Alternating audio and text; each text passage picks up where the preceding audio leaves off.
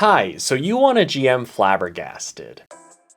I selfishly want you to familiarize yourself with the other videos I've made on the game, but you don't have to. I'll give you everything you need to know on a base level to GM the game quickly. Of course, you should always have a session 0 and safety tools and whatnot, but I won't be going over that in this video. If you want guidance on that, let me know. First off, you need to know the setting is in the 1920s, without all the icky prejudice. There's amazing resources in the book for some of the lingo, as well as maybe some of the fashion and whatnot for you. There's a lot of lore, so you should definitely check that out. But as far as running the game goes, first you need to know the character traits. Bravado and persuasion, the confidence of the character, how well the character can persuade people of this confidence and in general. Culture and etiquette, how well read, how well mannered the character is. Wit and sharp, how clever and quick thinking the character might be. Creativity and passion, how creative the character is, as well as how good the character might be at things like performing. Keep these categories in mind. If a player needs to do anything, ask them to make the roll. Be flexible though. If a player has a good argument for another trait to be used, why not?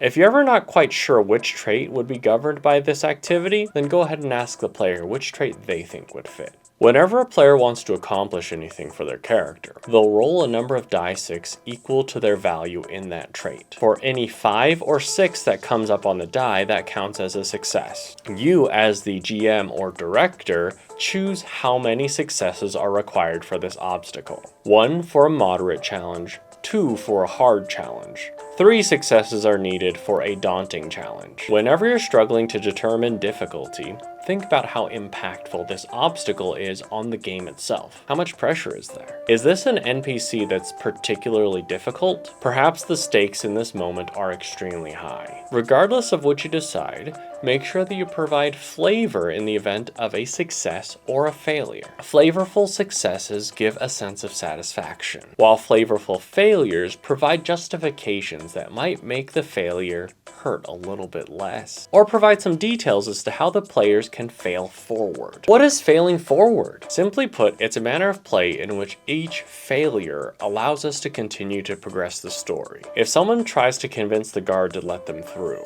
and they fail, it's not just, oh, you fail. You give other avenues, whether it's to do with the guard says no. But as you tried to convince him, you did notice that there is a heart-shaped necklace around his neck. Other NPCs, the guard says no and ushers you to the side. Ah, someone important just arrived. Please, stop wasting my time.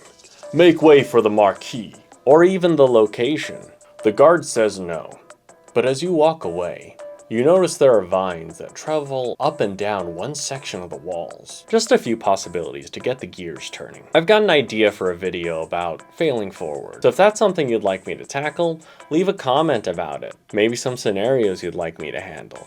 And while you're down there, why not leave a like, subscribe? It really helps me out. The idea behind failing forward is that you want the PCs to struggle, but you're rooting for them to win. It's never a contest between you and the players to see if you can stop them from succeeding. You want them to succeed, but you also want the characters to work hard to get there. Because it's that much more satisfying when they get that win, if they've earned that win. Now, depending on how comfortable you are with improvisation, I would suggest you get comfortable with their character sheets, namely their scene cues, because these are their superpowers to allow them to automatically bypass an obstacle. Now, I don't need you to remember all of their cues, because that's too much, but look at the ones they've chosen and see if there are any that might be a bit difficult for you to handle in the moment, because some of the cues are a bit more straightforward than others. The one that has been the most difficult for me to handle on the fly in a high pressure situation is the one that has the director point out any obvious flaws or weaknesses in a plan that the players have concocted. If you're super confident with your improv,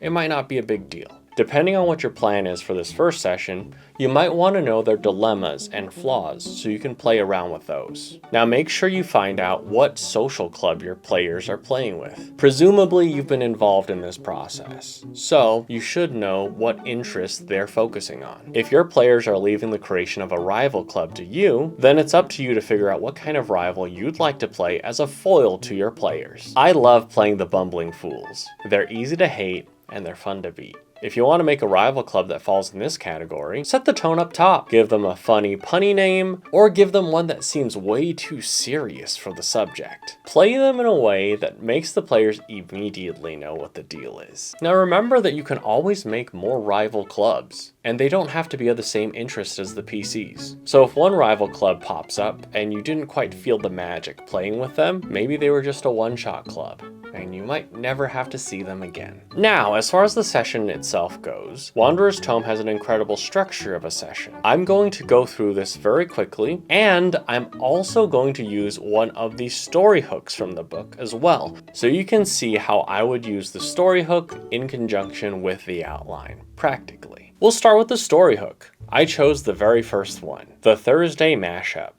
Your club is booked this upcoming Thursday to host an annual boxing event between rival clubs. That's sure to be a riotous and smashingly good time. On the eve of the event, your club president remembered that they booked another event for Thursday. Your club is set to host an elegant tea social for one of the most prestigious clubs in Peccadillo. Can you and your club mates possibly spin this and orchestrate an elegant tea drinking boxing affair with all your porcelain and teeth intact? So now let's go to the episode structure. We can cut out the recap stuff because it's episode 1, but keep that in mind for the future. In Act 1, we start with a solo scene for each character. Give everyone a chance to show off what their character's all about before they arrive at the club. Depending on how comfortable everyone is with improv, you might want to give them a heads up, and you could possibly work with them so you can jump in as NPCs and play along with them in these intro scenes, making sure to stay faithful to the player's ideas. Then we're all at the club. Everyone can meet up and chat for a moment before we get underway. Next, the conflict, the inciting incident. What happens to spur the protagonists into action? In the case of the hook we chose, the conflict is simply that we're double booked. We have to handle the boxing event between rival clubs, as well as the high tea social on the same night. Tonight. We have a problem, the players have to solve it. And now we start playing. The players get to figure out what they want to do and start working on it. Some plans are being made and we can get started. Now let's go to Act 2, where the public challenge is being issued. Now with this kind of conflict, you don't really need a public challenge. However, I'm gonna do it anyway, so you can see how it works in this demonstration. In this case, since the hook is kind of a flub on the PC's club's part, it feels like someone else should issue the public challenge. Maybe the rival club notices this double booking, and to be extra petty, decides to throw another wrench into the works. I would emphasize exactly how public this challenge is to make the stakes even higher. Maybe the leader of the rival club makes a public declaration with a megaphone and dozens of spectators. I believe I'm running the superior club on Rockaway Street. If anyone seeks to dispute this, I'm here for debate tonight, for one night only. Now, when should this challenge happen in the flow of the game? If I were running this, I would probably have held on to this until the players felt they were reasonably confident to deal with the boxing event and the tea social. Maybe one of the players in executing that plan overhears this challenge. Now it's time for y'all to just play. This is the main and biggest part of the game. The PCs will attempt to overcome the obstacles, to handle the conflict, and you help adjudicate. Clear the conditions as they succeed, and introduce issues when they fail. Issues, of course, that might give them a bit more hope as they fail forward. Hopefully they can do it all, but we'll see how the dice and the scene cues play out. Let's say that it was a mixed bag. Maybe the boxing event went amazingly, but the tea social was a little sour.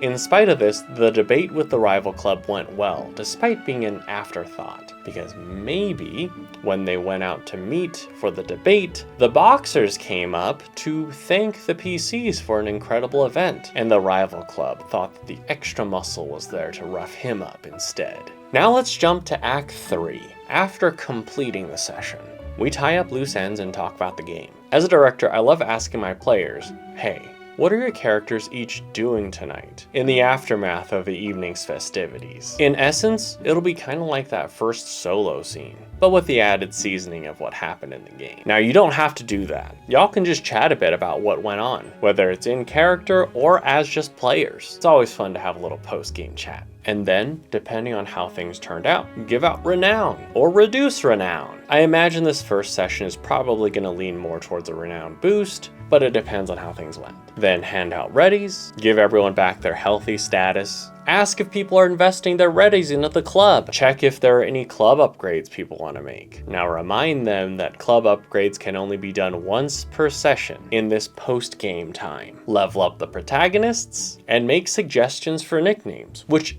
anyone at the table can do. This is based on, of course, what the protagonists have done during the session. Maybe they've built up a little bit of a reputation with some sort of activity. Anyone can suggest these, and they do have a mechanical benefit. They function like scene cues. You can use them for an automatic success through an obstacle that's related to this nickname. Oh, also, protagonists can only have one nickname at a time. Finally, we talk about social standing. Depending on what the PCs did, they might become more dignified or more scandalous. Make a note of where they're at, because this reputation will follow them and affect how people react to them in interactions, depending on who they talk to in the future. And who knows, maybe if they're dignified enough or scandalous enough, they might get a secret special invitation somewhere down the line. But that's it for the beginner's introduction to GMing or directing for Flabbergasted. I hope you enjoyed.